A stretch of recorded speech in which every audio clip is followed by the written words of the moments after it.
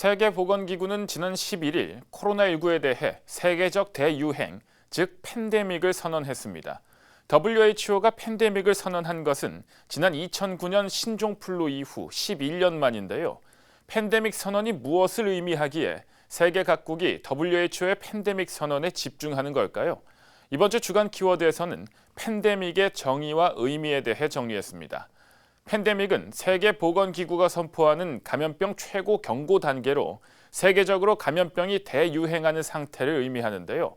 팬데믹의 데믹은 사람 또는 지역을 뜻하는 고대 그리스어의 남성형 명사인 데모스에서 유래된 말인데요.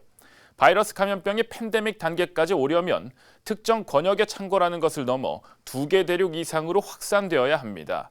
지금 유럽까지 공포에 떨게 하고 있는 코로나19처럼 말이죠.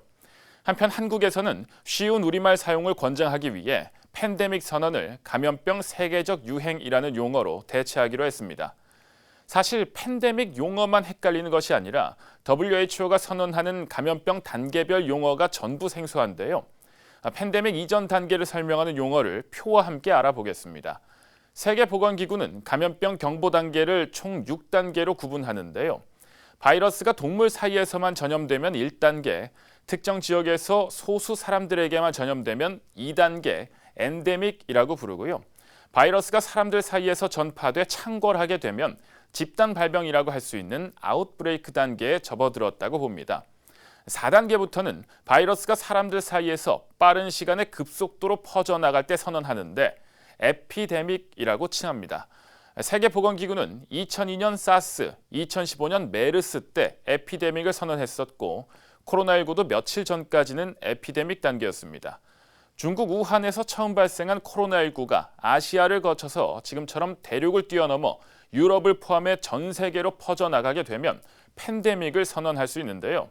WHO가 감염병 경보 최계 단계인 팬데믹을 선언하게 되면 사회나 경제적으로도 그 여파가 상당하기 때문에 신중하게 결정할 수밖에 없습니다.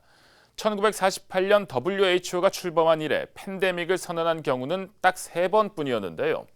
지난 1968년 세계적으로 무려 100만 명 이상의 사망자를 냈던 홍콩 독감, 그리고 2009년 한국에서만 74만 명이 감염됐고 세계적으로 18,500명을 사망하게 한 신종플루, 그리고 아직 진행 중인 코로나19까지 전염력이 매우 강하고 세계적으로 전파된 규모가 상당할 때 더 이상의 전파를 최대한 막기 위해 팬데믹을 선언하게 되는 겁니다.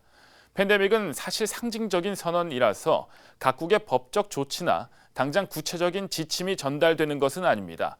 다만 국가 간 이동 제한 조치가 지금보다 강화될 수 있고 또 세계 경제의 큰 부분을 차지하고 있는 무역이 통제되면서 전 세계 경제 성장률을 떨어뜨릴 수 있습니다. WHO는 결단력 있고 빠른 대처로 코로나19 확산을 늦추고 감염을 예방할 수 있기 때문에 역사상 처음으로 통제 가능한 첫 팬데믹이 될 것이라는 입장을 내놓기도 했는데요. 이번 팬데믹 선언이 코로나19의 종식을 앞당기는 데 큰 역할을 하길 바랍니다. 지금까지 주간 키워드였습니다.